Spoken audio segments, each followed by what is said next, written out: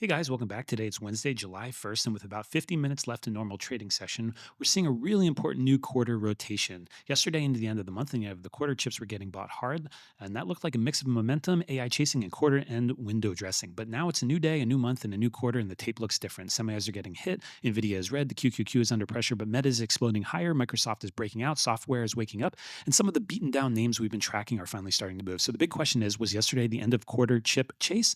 And is today the start of the rotation into beaten down quality names like Meta, Microsoft, Salesforce, ServiceNow, PayPal, and some of the software charts? So let's jump through the indices, sectors, stock stories, trade check-ins, the weather report, and then the macro setup into tomorrow's huge jobs number. So quick disclaimer, this is not financial advice. This is for educational purposes only. This is how I'm reading the market, managing my own portfolio, and thinking through trade architecture. Please hit subscribe to follow for more. And thank you so much to everybody who's subscribed. And if you haven't yet, please do. It really means the world to me and makes making these videos worth it. First off, let's start with the macro backdrop because this is still a huge macro week. Today, we got ADP private payrolls and ISM manufacturing. ADP showed private payrolls increasing by 98,000 jobs in June, and that's not a disaster, but it does show hiring cooling. And while ADP is not always perfect, I don't dismiss it here because it often has done a better job than people give it credit for flagging the direction of the labor market. And that matters because tomorrow we get the official non-farm payrolls, and usually that comes out on Friday, but because the market is closed for July 4th holiday, the number is being pulled forward to Thursday morning. So tomorrow's job report really is the main event. And there's a lot of speculation as to why they pushed it forward. People think that it is bullish, and I could see that being the case. But again, let's wait till the numbers come in. And with macro economic drops like this, it's really important to wait to see how the market reacts, not just what the numbers are. So it's what the numbers were, and then how the market reacts. And then you can elicit what they really mean to all of the larger players. And so the other big print today was ISM manufacturing. And manufacturing stayed in expansion but cooled from last month. Prices paid came down, which helps the inflation story, but prices are still elevated. Employment inside the manufacturing report also remains soft. So the macro read today is mixed, and the economy is not falling apart, and hiring is cooling but not collapsing. Inflation pressure is easing in some places but not gone. And tomorrow's job report can still move everything. Yield, CLT, the dollar, SPY, QQQ, Bitcoin, and high duration growth like we were talking about yesterday. Tomorrow is really the main event. All right, so again, I'm doing this before market close, so anything can happen in the last 30 minutes, but SPY is basically flat to slightly up, but that matters because it outperformed QQQ, and we'll look at why that was later when we go into the actual sectors and the individual stock names. IWM was flat. It's slightly down now, but a few minutes ago it was slightly up. The Dow is basically the same, flat to slightly up, whereas TLT took a real dive overnight last night, but I do like the level here, and we can talk about it. It's still actually holding this daily uptrend, and we'll see if that continues into tomorrow. That should be more telling, again, after the economic data drops. But basically, the NASDAQ is weak, but it doesn't tell the full story because Microsoft, for example, was very strong. Meta absolutely exploded, and that's the big stock story of the day. Software in general is waking up, and financials, which I love to see, were really strong today. But semis, which we talked about, which were really propping up QQQ or actually responsible for a large part of the move in the Qs and to a large part SPY, were down today. And so that's where all of that underperformance on the Qs comes from. So the index makes it look like tech is weak, but under the hood, the market is rotating from one part of tech into another. But communication services were up 2.5%, financials were up 1.7%, consumer cyclical was up 1.2%, real estate was up 0.76%, healthcare was basically flat, basic materials were flat but slightly down, consumers defensives were down, energy was down, utilities were down, technology was down, and industrials were down, and all of those kind of in a big way there. But I am liking looking at what's going on with real estate, consumer cyclical, financials, communication services, specifically as it plays with rates, because they're not behaving well with TLT. And we'll talk about that later more, but that's what was going on there for today. But basically, this is not a simple risk-off tape. Communication services are exploding because of Meta. Financials are strong. Consumer discretionary is green. Real estate is green. Healthcare is green. Staples are green.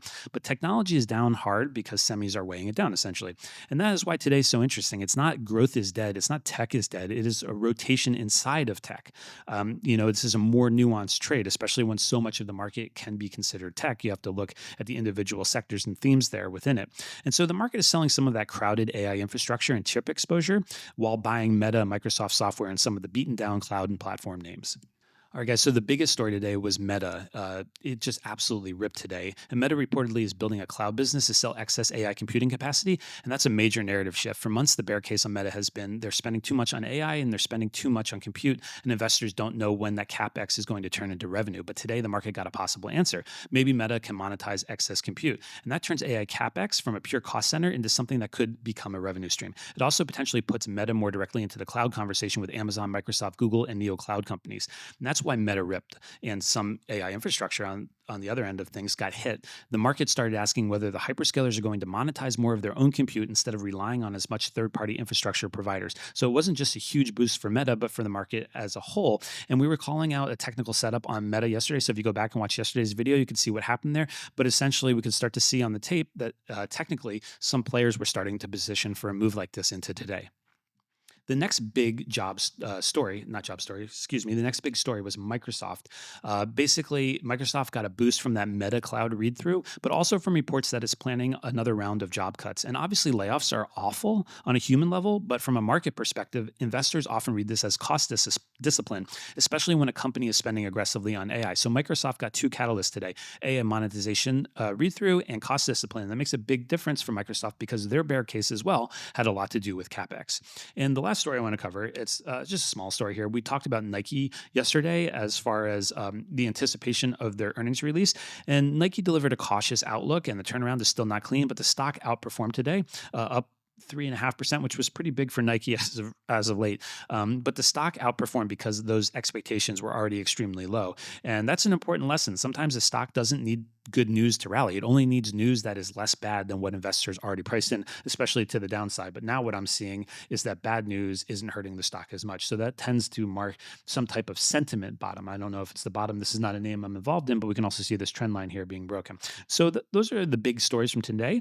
And now we're going to jump into the forecast. All right, now let's look at the weekly, daily, and 4 hour on the SPY to understand where we might be going. And the big technical thing today is that the SPY is holding up even though the QQQ is red and semis are getting hit. And that's constructive in one sense because the market is not collapsing just because semis are on their way down. But it's also a warning because if semis keep dragging and the QQQ keeps losing momentum, that can eventually spill over. And on the daily chart, I would call this a digestion day for SPY, really. And you could see that essentially we're flat on the day. And we had a big run into the end of the quarter, and now the market is trying to digest that move while rotating underneath the surface. You know, the 741 to 744 area still matters for that first real support zone that we were looking at right here. And if SPY can hold above that, bulls can argue that the breakout area is becoming support right here where we broke out. And so I do like that to the upside. But again, you guys may know that from a moving averages perspective here, if we're looking on the daily, I would want to see a red day followed by a green day above this moving average to know that we've really reclaimed it. And that's just for me for understanding where I am in a market regime because we're still quite choppy here. So I don't love that.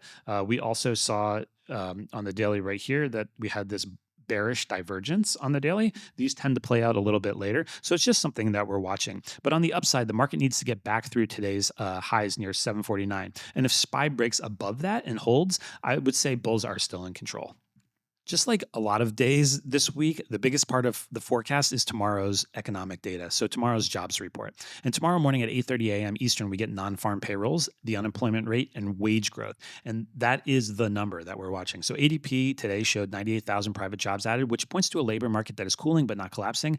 ISM showed manufacturing still expanding, but with softer momentum and prices still elevated. So tomorrow has to thread the needle, really. If payrolls come in too hot, yields could rise, TLT could fall again, and that could pressure long duration growth. If payrolls come in too weak, the market may start worrying more about growth and earnings. The best setup for bulls is probably a soft but not scary number. Hiring cooling, unemployment not jumping, and wage growth not accelerating. That would give the market a reason to believe the economy is slowing enough to help the Fed, but not so much that it breaks the earnings story. So tomorrow is about rates, yields, and whether the market can keep rotating into beaten down quality. If yields calm down and TLT stabilizes, that's a better weather for sure, for software, Microsoft, Amazon, Meta, Bitcoin, and high duration growth. However, if yields spike again after the payrolls, that is a stormier weather situation, and I would be much more careful with my entries. So let's check in on the trades we've been covering on the channel. So please leave comments and also please subscribe if you haven't yet. We're about that point in the video where some people may be clicking through different trades. If you could subscribe, it means the world to me. But leave comments with the tickers you want covered, and each day I'll cover as many requests as I can. In your comment, let me know what you want to talk about, the chart, the fundamentals, the option setup, or the trade structure, because we have a few new ones today. So the first one to look at is Meta. Meta really was the story of the day. And the cloud story changes the narrative. Instead of AI compute being only a massive CapEx burden, the market is now considering whether Meta can monetize excess compute. And technically, Meta turned into a daily uptrend today, which is great. So let me bring this to the daily here. And so that is a great first sign for us. And there's a few things to notice about that. One, I want to talk about Elliott waves. We don't talk about them too much. And it's a really interesting thing to do when you're looking at a super trend where you have an impulse down, impulse up, impulse down, impulse up, impulse down. So now I'm kind of expecting an impulse on the way back up, and we started to get one. But what we also saw on the daily was this RSI divergence right here.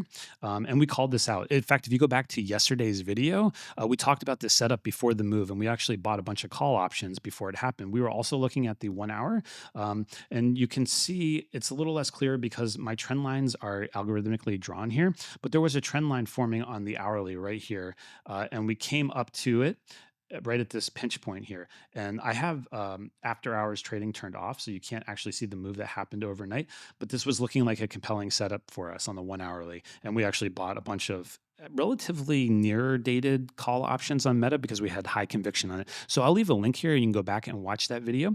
But as it looks at for today, what I really want to see is I want to see the holding of moving averages. And I also want to see the holding of the the daily move. And so for me, that's looking like we need to stay above 590, 580 would actually start to be where I'm adding to my position, because I think we can have a little bit of a pullback after such a huge move there. But when we gap up like that above moving averages on the daily, it's really great because you face more resistance on them when you hit them during regular trading hours. We've gapped up. A lot of those people woke up to issues there and probably closed some of their shorts or started adding to the position as this news happened today, because this was really large news.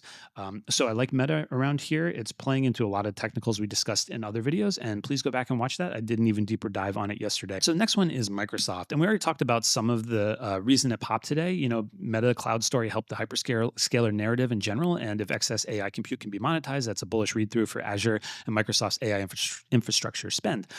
Second, the job cuts report gave investors a cost discipline angle. And technically, we've been watching Microsoft very closely. We called out the RSI divergence, just like we did in Meta, the order flow data and the whale accumulation in the tape. You can go back and watch some of those videos. I did a whole video on observing whales loading up on shares. And now we're back above where that whale started scaling in, which I think is really amazing. We're at 385 right now, and I believe that was at 383. I'd have to go back and watch the video as well, but it was right around this level. So it's not, just a coincidence that that's happening there. And so today, the other big thing to look at is on the weekly, because we've been watching these on higher timescales, and we kind of knew where the top of today's move was going to be. And it played out immediately here. We hit the 200 SMA on the weekly, and that was the first point of resistance there. And so that's a major level. So that I want to see that reclaimed. But I also still want to see a reclaim of the super trend on the daily, because unlike Meta, it didn't do that. So there's still some negativity here for me for this trade, but these are the places where I'm scaling in. As you can see, I own 160 shares of this, but I also own a lot of leverage shares. And actually, position-wise, across portfolios, I have 200 shares of this, 4 call options, 3 cash-secured puts. And then on MSFU, the 2X leverage Microsoft ETF, I have 2 cash-secured puts and 250 shares. So I'm very involved, but I'm still respecting the levels. And again, I've said this before, don't just be trading because somebody on some guru on YouTube told you that they're making this trade. You don't know what their risk is. You don't know what their cost is. You don't know what their timeline is, all of that stuff. So that's really important to understand there. So let's look at crypto. Somebody asked about Bitcoin in the comments. I really appreciate that. If you guys want me to do a ticker, just let me know. And the interesting was they asked overnight last night, and there was a huge pump right when they were asking. I think it was funny. I commented on their comment to check out the overnight price action right as they said it, because I had just bought some futures. I did a video on Bitcoin before. I've gotten stopped out a number of times, but I like the technicals down here. Just to clear this up first, though, we need to look at sentiment first before we look at the technicals and understand why we're trading the technicals, because sentiment tends to be one of the more powerful things in the near term. Fundamentals become in the long term, and technicals help us make sense of both of those things. And I do like the technicals on a nearer term as well. But right now, what's happening is everybody knows about the crypto cycle, that we should be bottoming towards October, and that we're probably going to come down to 50,000. But as soon as all of that information becomes, common knowledge, a lot of times those things don't play out. So it's something to watch during modern trading. So I'm actually now watching the technicals a little bit closer, because I think everybody's expecting it to go lower, but it's not falling. Now it still could. And I mentioned this in another video. I did a video on Bitcoin about a week or two ago about I took some profits. I got stopped out again because I was looking at this as the lower level here. And now we had a liquidity sweep below it. If we reclaim it, I'm looking to get back in. And I said I'd be taking a lot of paper cuts because I'm looking for a larger move here. Again, not trade advice. Remember, don't just do trades because somebody on YouTube said it. You don't know their setups and everything. But And also, this is essentially a falling knife here. And catching bottoms in general is one of the most intense risk management exercises there is. But what I want to see is I want to see a few levels reclaimed here. We called out the RSI divergence that's happened on the daily here. And so this is a very interesting point, and it's why we got in originally. But now we're seeing it even further, where we're making an even new low here, and the divergence is still true. So I do like that. And when the person asked me what happened, we had this 1 hour, or asked me to cover this. It was right here, this 1 hour candlestick with this huge wick below that got bought up immediately. And so today we actually saw some news come out that Trump reports at least 1.4 billion in 2025 crypto earnings.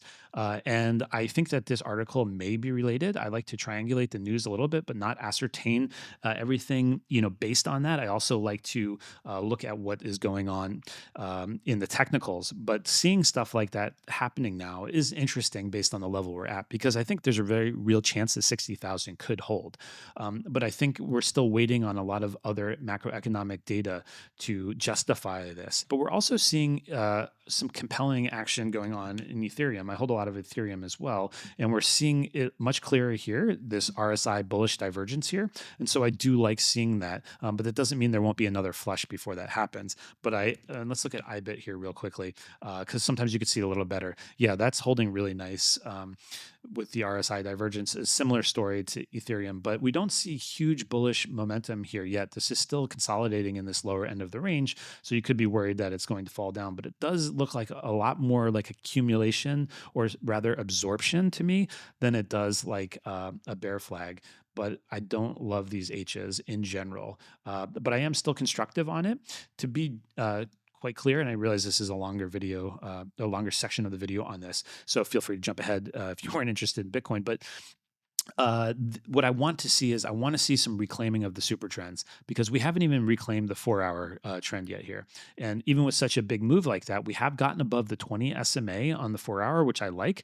That is a strong move, but you can see we're hitting this resistance level here, which is essentially 60,000, give or take $1,000.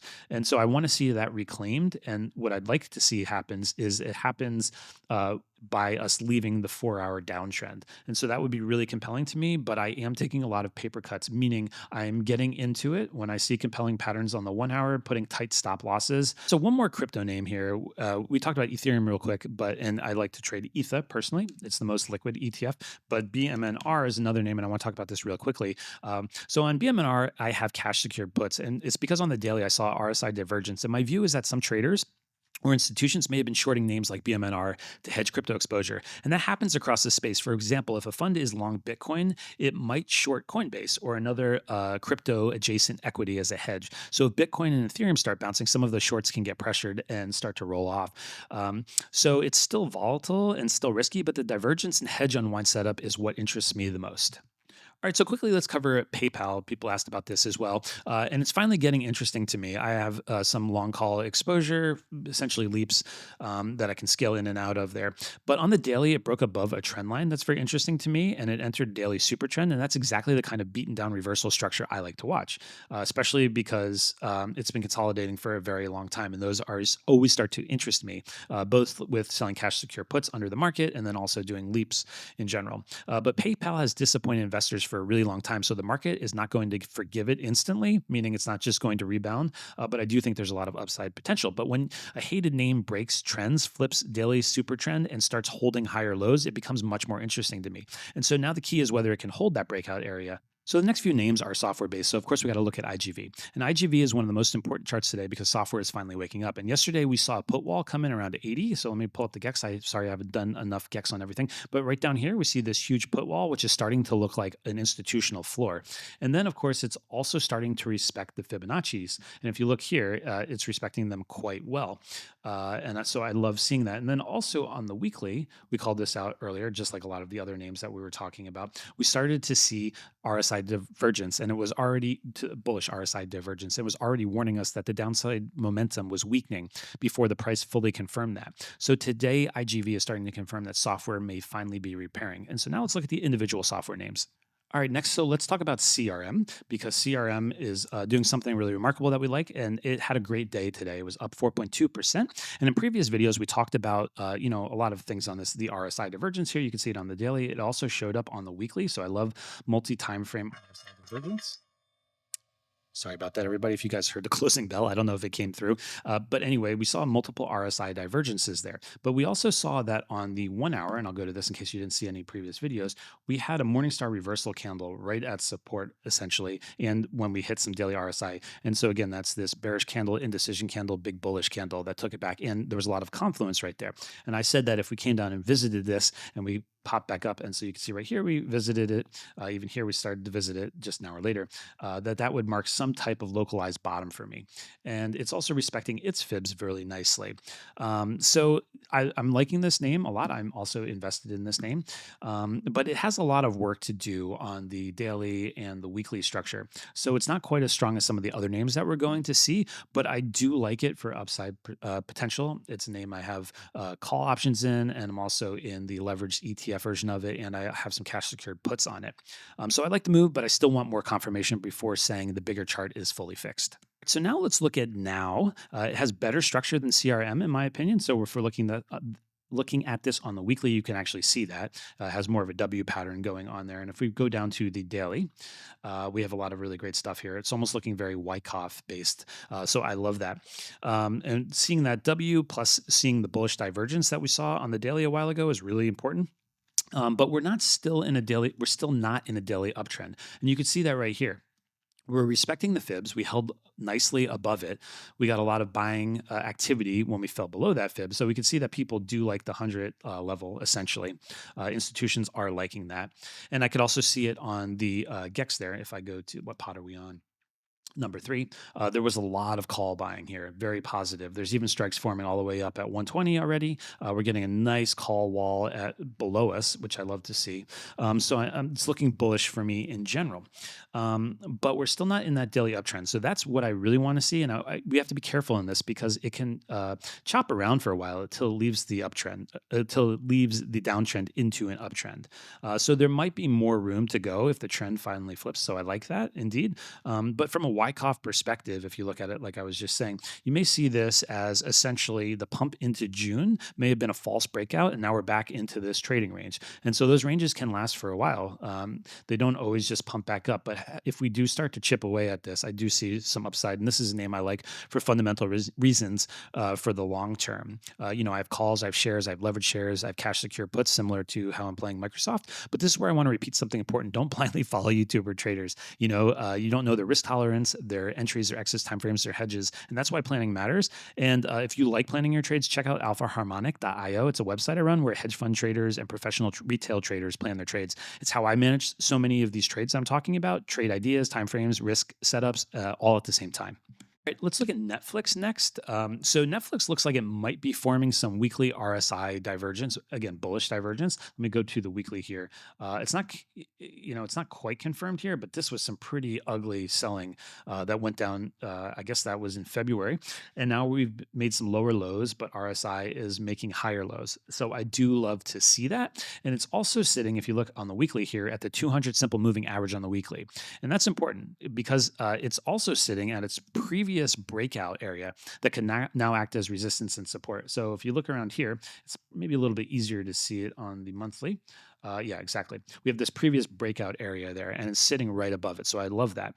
And I do have 100 shares, at least in this account. You can see it's down quite a bit there, that I got assigned a while ago when I was doing cash secured puts. And those are for long-term holding because I do see them getting some of their value back, but I am maintaining it, selling some cash covered calls on it, and doing other plays. But people asked about Netflix. I'm also selling cash secured puts on NSFU because of the fact that we've come down to this support zone, and also because of what was happening on the weekly. When I see things coming to the 200 simple moving average on the weekly, it's very interesting to me, especially when I see it with RSI divergence. So for me, this is really more of a cash secured put area because of that, because we can fall through that 200 SMA. I mean, just look at what happened to Microsoft previously. We fell through that 200 SMA, had a hard time reclaiming it. When we did, we came back down to it.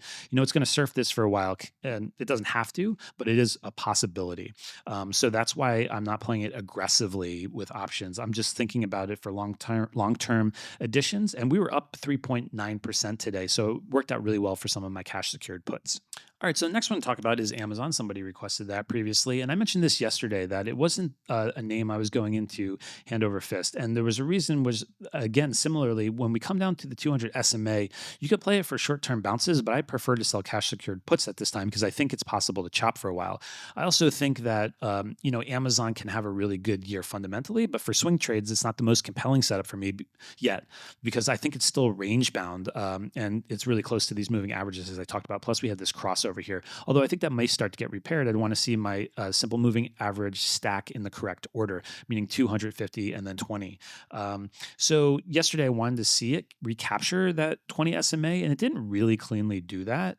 In fact, I think it did go above, so I could see a little bit more upside, but I do want to see that green day followed by a red day, followed by a green day again, then followed by one more green day. Essentially, I need a red over top of the moving average it reclaimed, followed by green to know that sellers were overpowered by buyers above that simple moving average. So for me, essentially, I have, from a positioning standpoint, I have some cash secured puts that I've sold at the 220 range right here, 220 strike, and I sold them for $10 a premium. So my cost basis will be 210. So I'm okay getting a sign down there because I do think they're going to have long-term success, and this will go into my long-term holdings. All right, so Nvidia got hit today with semis, of course. And yesterday I mentioned that I don't really like the price action below the 20 simple moving average on the daily. It's also below the 50 moving average on the daily, and we had a crossover there. So my moving averages aren't stacked the way that I like them. I've talked about this before. I want to see them reclaim, and then I want to see a red day followed by a green day to say that sellers were overpowered by buyers above those moving averages once they reclaim them. That's not happening here for me, and I want to show you guys something on the weekly that'll probably make a lot of people upset if they're holding this name, which is I'm looking for the previous breakout. And the previous breakout was at 150, 155, something like that down here. So if later in the year we have a huge pullback in the market in general or just in Nvidia, I'll be looking to sell some cash secured puts around 150, maybe not the strike won't be 150. Maybe the strike will be at 130, something like that, this other previous breakout here. So I have room to get assigned. But if I got assigned down there, I'd feel really good about it. And I'd probably pick up a few more long-term shares. Again, not financial advice, just how I'm thinking about the markets. So yeah, NVIDIA is not exactly something on my radar at the moment. I'm going to wait until this looks a little bit better. We're also below the zero line on the MACD. I don't talk about this quite as much, but it's not great for me. If it curls up, that could be interesting if we start to get some localized divergences. But I'm looking to play semis a little bit less right now. As everybody knows, I'm also hedging with SOX S there. So NVIDIA is probably not the name I'm going to be going into soon. However, that being said, I do think along the way, maybe selling some cash secured puts on the leveraged NVIDIA ETFs could be interesting to play the volatility decay because I think that we might be chopping for a while. Well, that's your market recap for today. Huge thanks to everyone who subscribed, commented, and liked. It really means the world to me. So please subscribe if you haven't. It makes making these videos worthwhile for me. And leave a comment. I cover all tickers and I get back to everybody. So I do regular market recaps, new trade setup ideas over the course of the week, and some really deep technical dives on the weekend. Thanks so much. Happy investing and stay safe out there.